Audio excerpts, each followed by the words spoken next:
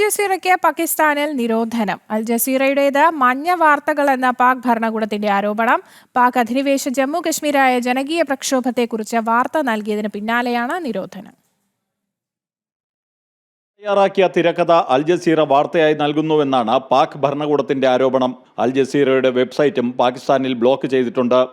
പാക് അധിനിവേശ ജമ്മു കാശ്മീരിലെ പാക് സൈന്യത്തിന്റെ അതിക്രമങ്ങൾ അൽ ജസീറ വാർത്തയാക്കിയതാണ് പാക് ഭരണകൂടത്തെ പ്രകോപിപ്പിച്ചത്.